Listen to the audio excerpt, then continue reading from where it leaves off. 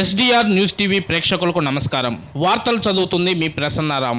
మాటూరు మండలం మదనపూడి గ్రామంలో శనివారం గౌరవనీయులు మాటూరు మాజీ శాసనసభ్యులు స్వర్గీయ గొట్టిపాటి నరసయ్య వర్ధంతి సందర్భంగా ఆయన విగ్రహానికి పూలమాలలు వేసి ఘనంగా నివాళులర్పించిన ఆయన కుమార్తె దర్శి నియోజకవర్గ Telugu Desam party incharge doctor Gottipati Lakshmi, doctor Kadiyala Lalit Sagar దంపతులు. ఈ సందర్భంగా డాక్టర్ గొట్టిపాటి లక్ష్మి మాట్లాడుతూ గొట్టిపాటి నరసయ్య గారి ఆశయాలను ముందుకు తీసుకువెళ్లేందుకు ఆయన వారసురాలుగా మాటూరు నియోజకవర్గంలో భాగమైన దర్శి నియోజకవర్గం నుండి ఇటీవల జరిగిన ఎన్నికల బరిలో నిలిచానని డాక్టర్ లక్ష్మి తెలిపారు. ప్రజల అవసరాలు, ప్రజల సమస్యలు, ప్రజల కోసం పరితపించే గొట్టిపాటి కుటుంబంలో జన్మించిన తాను, మా తాతగారు గొట్టిపాటి హనుమంతరావు గారు, మా నాన్నగారు గొట్టిపాటి నరసయ్య గారు నాకు ఇచ్చిన స్ఫూర్తిని కొనసాగిస్తూ అభివృద్ధి వైపు నడుస్తానని ఈ సందర్భంగా ఆమె తెలిపారు. గౌరవ ప్రీతమ ముఖ్యమంత్రి వర్యులు నారా చంద్రబాబు నాయుడు, ఉప ముఖ్యమంత్రి వర్యులు కొణిదెల పవన్ కళ్యాణ్, ఐటీ శాఖ మార్చులు నారా లోకేష్, జిల్లా మంత్రులు గౌరవనీయులు డొల్లా బాలవీరాంజనేయ స్వామి, గొట్టిపాటి రవికుమార్, గౌరవ ఎంపీ మాగుంట శ్రీనివాసులరెడ్డి సహకారంతో దర్శి ప్రాంతాన్ని అభివృద్ధి ప్రాంతంగా మార్చేందుకు నిరంతరం కృషి చేస్తానని గొట్టిపాటి ఆడబిడ్డగా మరోసారి మాట ఇస్తున్నానన్నారు.